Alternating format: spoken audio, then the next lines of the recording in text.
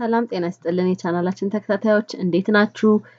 በዛሬ ቪዲዮአችን ክብደታችንን ለመቀነስ እንዲሁም ለመቆጣጠር የሚረዳንን ጥሩ የሆነ በጣም ጤናማ የሆነ የምግብ አይነት ነው አብረን የምንሰራው። ይሄ ምግብ ለማዘጋጀት የሚያስፈልጉን ነገሮች ጥቅል ጎመን፣ ካሮት ናቸው። የምንፈልጋቸውን ሌሎች ማጣፈጫዎችን እንጨምራለን። እኔ ጨው ጨምሬያለሁ፣ ነጭ ሽንኩርት አድርጌበታለሁ።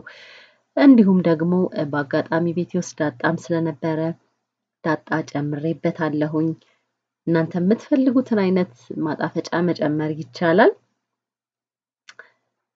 በደንብ ካዋሃድ ነው በኋላ እዚህ ላይ እንግዲህ እንቁላል እንጨምርበታለን። እንደምንፈልገው ለአንድ ሰው 2 እንቁላል በቂ ነው። እንቁላሉን በደንብ አድርገን ካዋሃድን በኋላ መጥበሻችን ላይ እናደርጋለን። መጥበሻ ላይ ዘይት ማብዛት የለብንም። ከዛ እንዳያርብን አድርገን እንጠብሰዋለን ማለት ነው። እሳት ብዙ እንዳይጎዳብን መጠንቀቅ አለብን። ዘይትም እንዲሁ ማብዛት የለብንም። በደንብ ከድነነው ከበሰለ በኋላ ከስር ያለው ሲበስል እንገለብጠዋለን።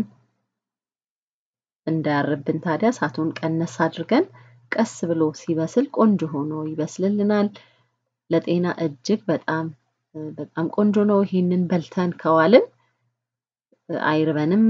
ቁርሳችን ላይ ብንመገብ ይሄንን እስከ ምሳ ሰዓት ሌላ ተጨማሪ ምግብ አንፈልግም፣ አይርበንም።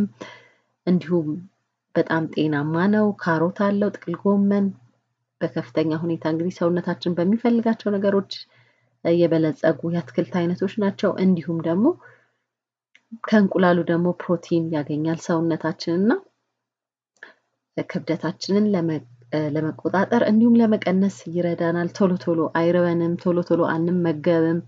ይሄንን አንዴ ከበላን ረጅም ጊዜ መዋል እንችላለን፣ ሌላ ተጨማሪ ምግብ ሳንበላ ማለት ነው። እንግዲህ ቻናላችንን ላይክ፣ ሰብስክራይብ፣ ሼር በማድረግ አሳድጉልን። ስለተከታተላችሁ ከልብ እናመሰግናለን። ቻው፣ ሰላም ሁኑ።